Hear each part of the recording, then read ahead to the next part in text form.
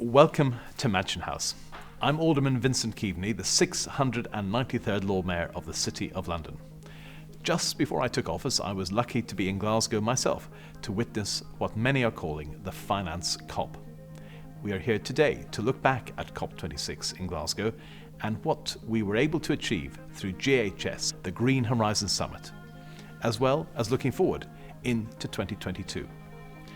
It was an ambitious project for the City of London Corporation and the Green Finance Institute to build a platform for private finance, but the objective of the Green Horizon Summit from the outset was to help mobilise private capital in the transition to net zero.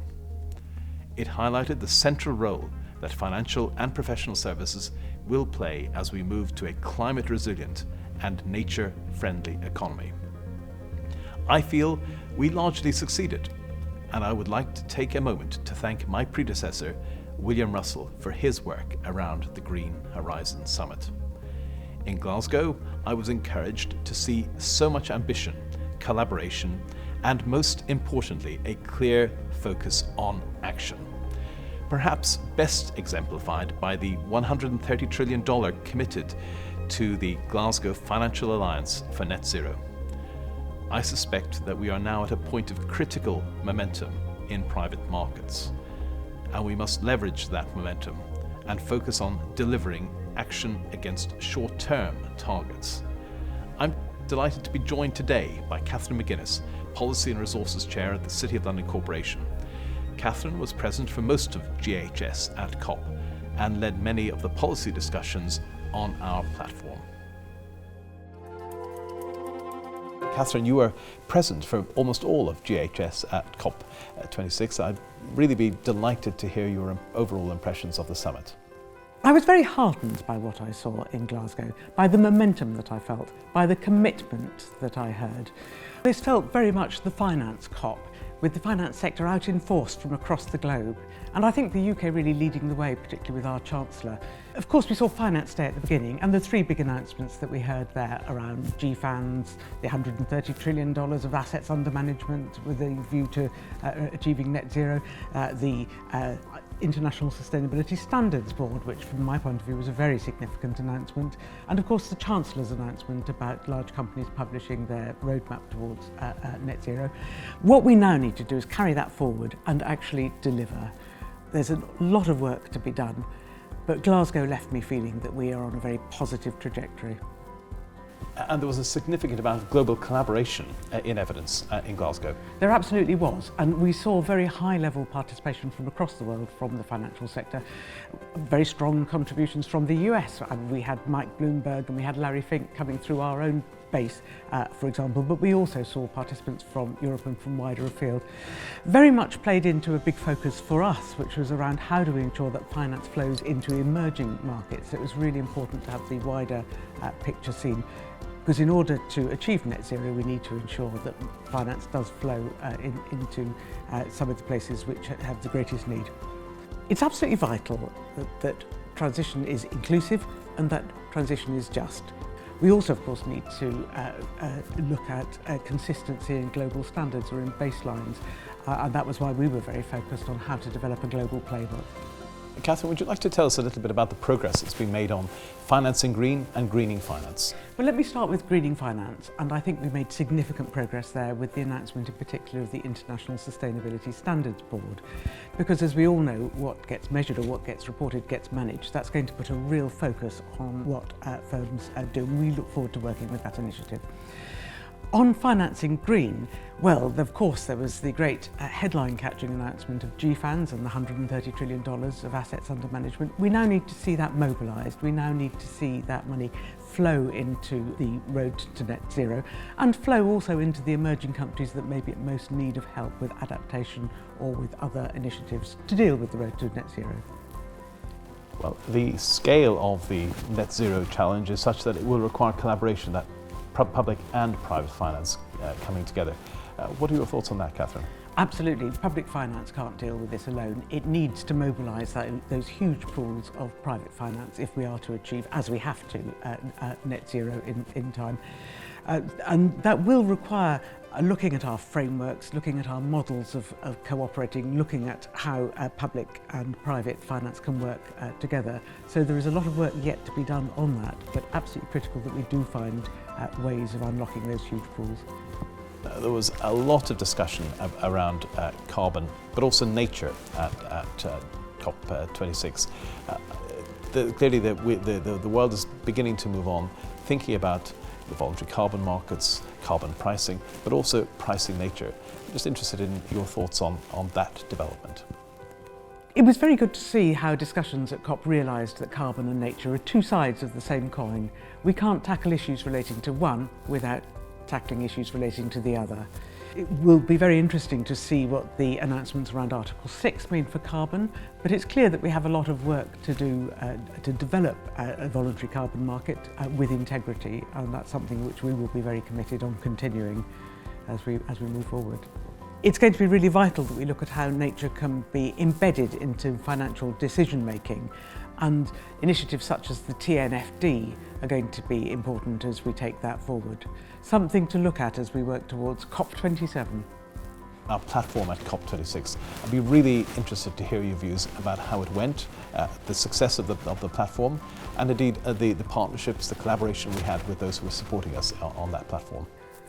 I think the fact that we were hybrid was really helpful because it enabled us to bring together more easily speakers from a wide range of geographies and parts of the sector, bringing together all sorts of different views to bear on these critical issues, structured around 4 big questions, which I think gave a real focus.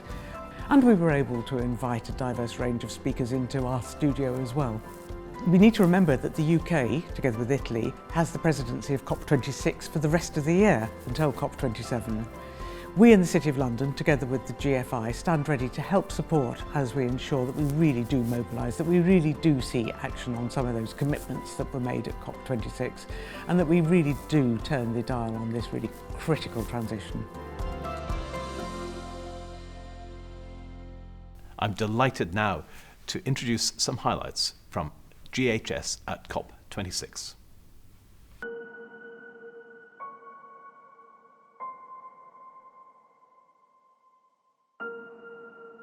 Welcome to everyone watching the Green Horizon Summit. I've been at all the COPs since 2006. This is the first one the finance sector has been in the lead. We need a fair and just transition. Doesn't mean there won't be debate and some disagreement, or that we're going to have everything today.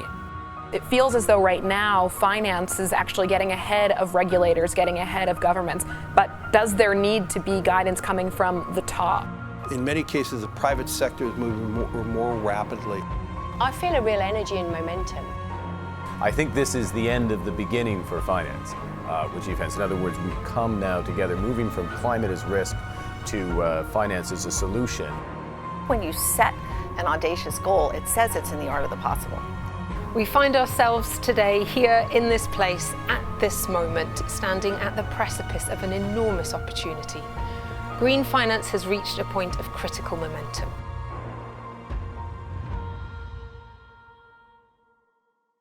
Good morning and welcome to day one of GHS at COP26.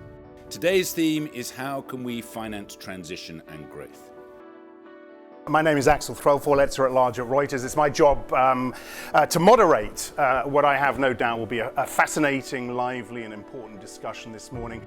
What does finance want and really need from policy? Finance is going to send a very clear message. At the core of the financial sector, mainstream finance in enormous scale is oriented towards net zero. There is no siloed solution. The public sector and the private sector need to work together. What you need to do is just land something. There is a huge amount of money and commitment to fund and finance this transition. What we need are really clear signals from government and policymakers to accelerate the deployment of that capital. How do you ensure that the actions that you take will actually create the change you want to see in the real economy? I think it's really important we engage our customers on this. There's more we can do to leverage that and leverage the demand side. Good morning. I'm Rhian-Mari Thomas, Chief Executive of the Green Finance Institute, and it is my pleasure to welcome you back to day 2 of our Green Horizon Summit at COP26. Today, our GHS agenda will focus on Finance Day. Quick word on what's dominating the headlines. It is GFANZ again with news. It now represents 40% of the world's financial assets and has up to 130 trillion of private capital committed to hitting net zero emissions by 2050. We need to unpack this 130 trillion US dollars. You know, a lot of that is public equities. Yeah. And so I ask, so what? I would like the world to embrace this concept of good bank, bad bank, whereby the hydrocarbon companies spin off a portion of their hydrocarbon businesses to a declining trust. They commit 100% of the proceeds goes into green.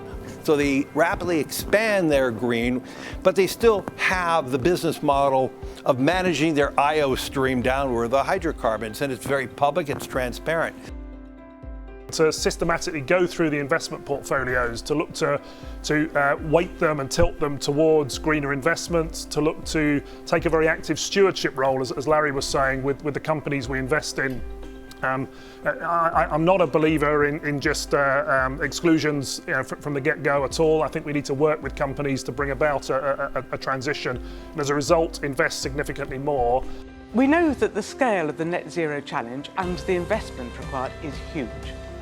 In achieving this, financial and professional services will be key. This COP is a fundamentally different industry than it was at the last COP, right?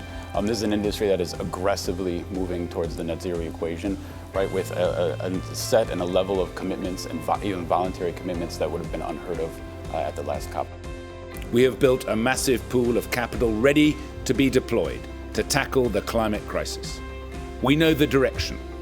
We must channel this capital into real-world projects that can drive the green revolution in time, not just for 2050, but for 2030. Good morning and welcome to day 3 of GHS at COP26. Our themes here at GHS Hub today are first, building a global playbook. Lots of talk over the past few days about navigating the alphabet soup of sustainability, about the shifting sands of regulation, about the real need for a harmonised approach to green finance. There is no global standard on this. There is, the data is imperfect, the information isn't great. Leaning into it, taking a leadership role, knowing that we're having to manage in a situation where there are no perfect answers, a lot of ambiguity, but still leaning into it and taking that leadership role. The global economy has to go through this massive transition, and we need a new architecture, we need a new playbook, we need new rules. The logic, I think, is pretty clear, which is that if you as a bank are lending to a business whose business model is unsustainable, and if carbon prices rise or if the law changes to ban the emissions that you are financing, then you're going to lose money, and this is going to be damaging for the integrity of the bank and for financial stability generally, then it's perfectly logical to integrate that into banking regulation. Are you having these conversations with the banks here this week and next week? I mean, it seems to me that we're almost for the first time saying, look, guys, we could do this for you, but you must have been saying that for a long time now. Are they just not listening? No, they are listening. Like everything else, the conversation is gaining in volume and momentum. We are seeing traction, we are seeing interest, and quite frankly, every event like this just makes it easier. And if the regulation, Howard, and the accounting comes out like you described, it's going to be even easier for banks to say, how do I invest in this? Make it easier for me. This is a real opportunity to create a new rule set. In the same way that we have accounting standards, to have new standards, new rules for companies to address their climate issues and their climate risks, and then for investors to look at that data and use that in terms of making their investment decisions. The agenda for GHS at COP26 today will focus on the critical issues of how we get to a meaningful carbon price globally and the important role of a robust credible, high-integrity carbon offset. These are taxpayer dollars that are trying to make a difference for the climate. You have a wall of private money that's willing to go in. There's certain risks and market structures that need to be developed, and we need to get on with it. The voluntary carbon market is fundamentally about corporations who have set out ambitions for net zero, who are completely on their transition pathways, who have some difficult or impossible to abate residuals, and who are compensating on the way to net zero, who could use the offset markets for part of that. I think there's a growing awareness that climate and nature are really the same side of this financial and economic and natural coin. The ISSB, the first thing they're going to do is climate based on the TCFD. That's that is a game changer because that brings the possibility of globally consistent standards on that. But then they're going to do something else. And the question is, the TNFD could be in a position where they're providing the something else and advancing the thinking about how integrated, how it is two sides of the same coin would be, that would be the ideal in terms of sequencing. The decisions are coming from the top, going to the community down.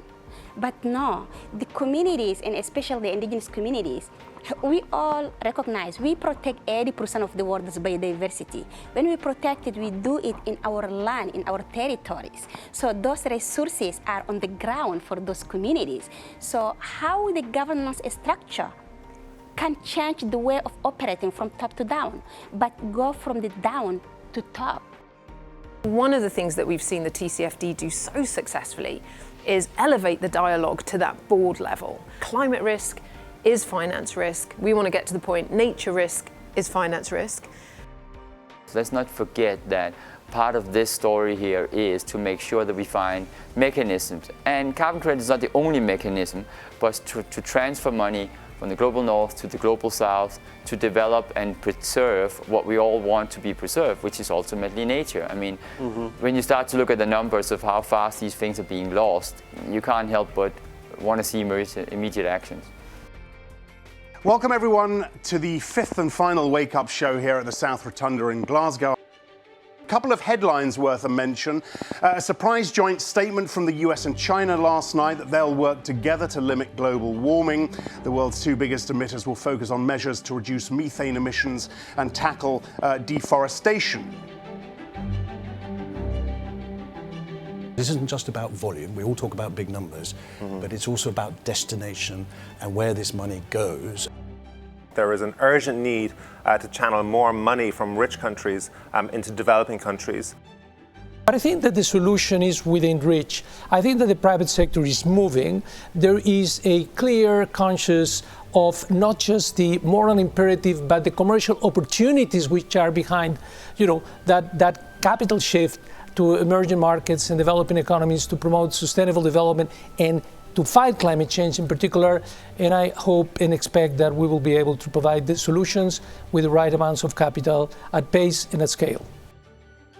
With data, analytics, content, insight, we have proven the concept. We've matched capital with risk in countries like Mexico, Peru, Chile, Colombia, Jamaica. We've helped them recover from earthquakes and floods in ways they never could have before, bringing in private capital. That means the investment was not just coming in, it was coming in a way in which, when a school's rebuilt, a road's rebuilt, it's done in a way that it's climate resilient. Nobody can do this by themselves, right? So really dealing with some of those risks and providing the first loss capital, we see as key. So it's a true public-private partnership to address these issues in the emerging markets. We're in a crisis situation, philanthropy is not stepping up, and so this is the time for philanthropy to step up. And I think the tools that philanthropy has are actually fit for the situation we're in. Philanthropy can take risks, it can think long term, it can show what is possible. Challenges remain very real. 40% of all emissions are in the built environment. We need to address operating carbon, we need to address embodied carbon. We can only do that if we work together. Big difference between Rio 92 and now is that business and finance are all over this.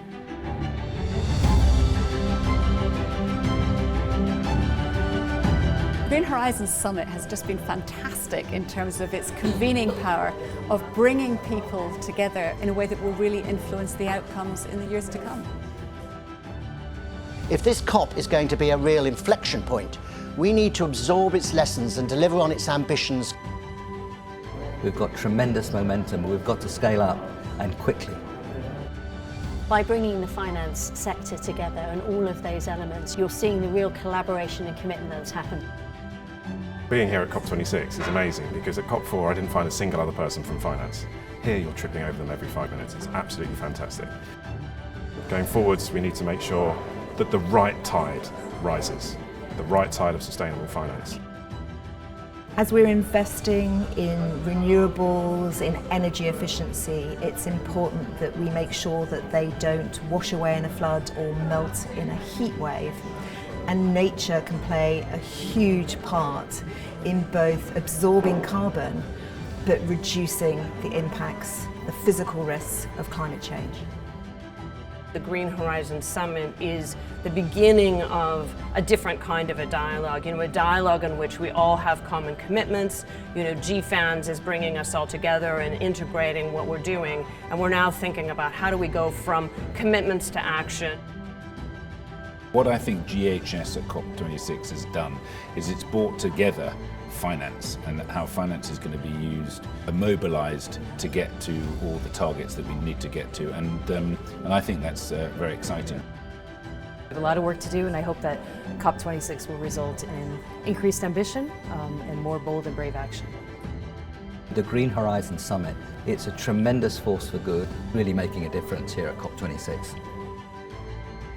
What I've seen through my role on GFANZ is a real commitment of the private sector, the finance sector coming together to commit to finance this transition. And we have to make sure that this transition is a just transition and that we don't create dislocation in society, dislocation globally or individually.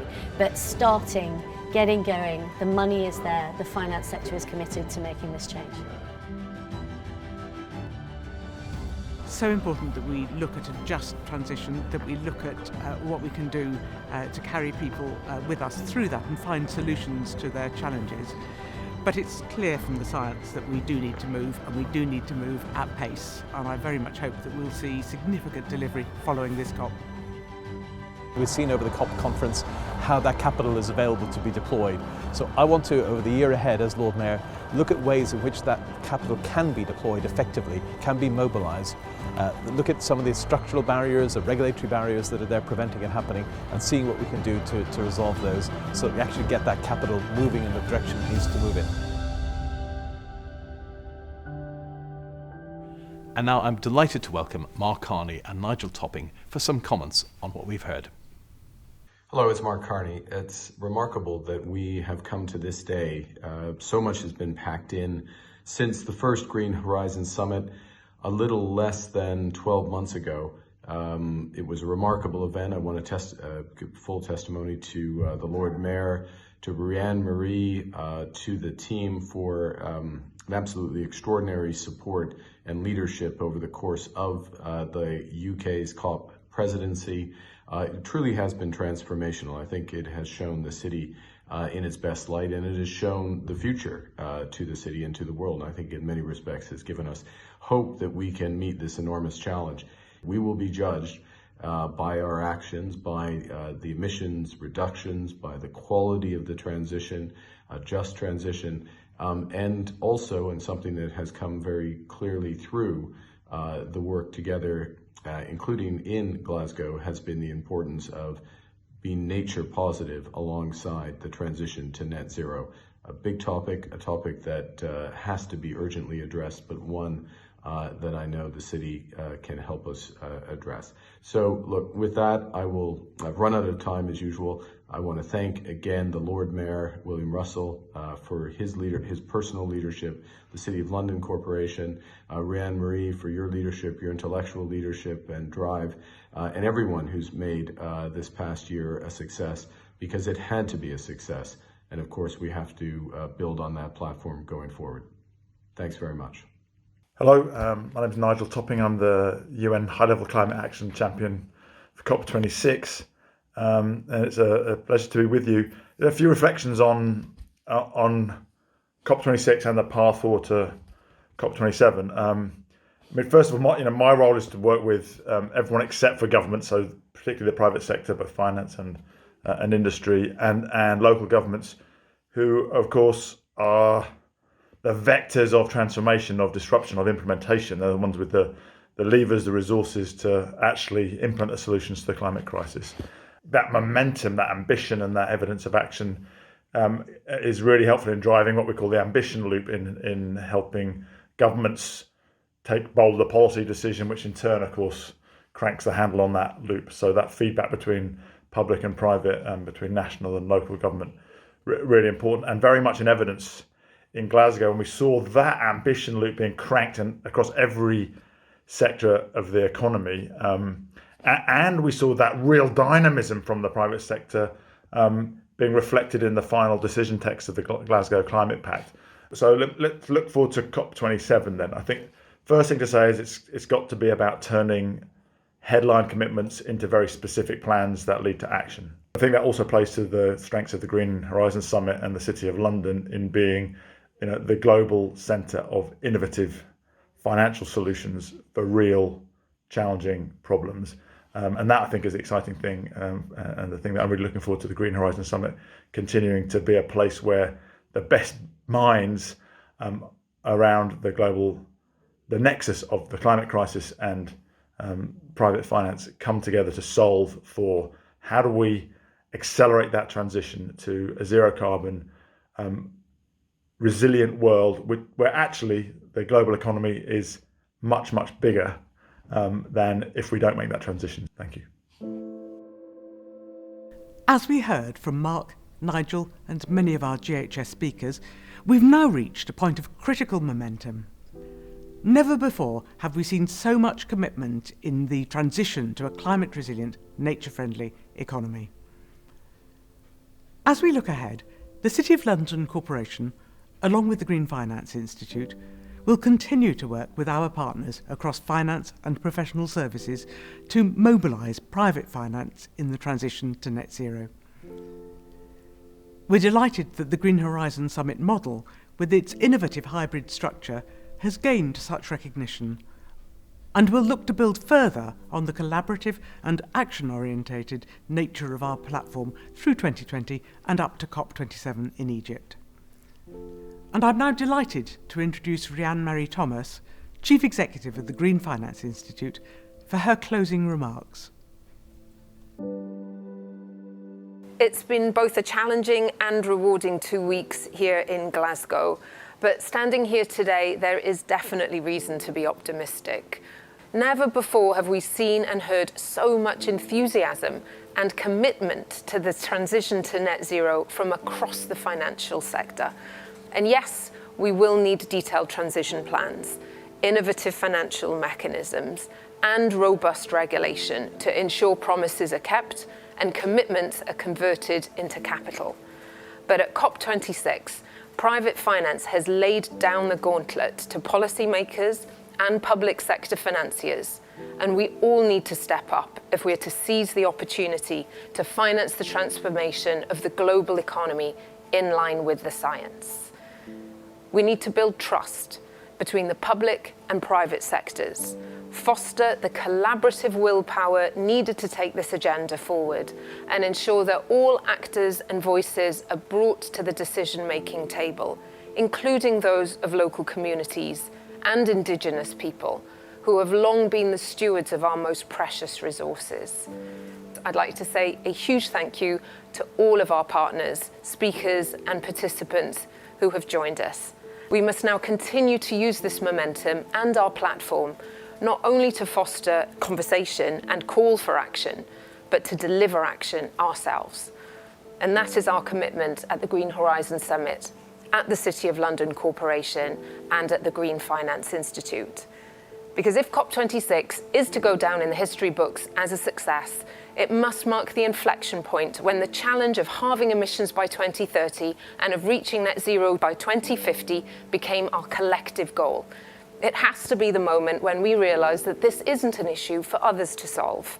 It is a challenge where every single one of us can use our personal platform, our expertise and our energy to support the transition to a net zero, nature positive and inclusive world. I've always said that the financial sector is full of creative problem solvers. Well, this is the greatest problem of our generation, and we all have an opportunity, a responsibility to act. We really hope you've enjoyed the Green Horizons Summit, and we look forward to continuing the conversation. Thank you.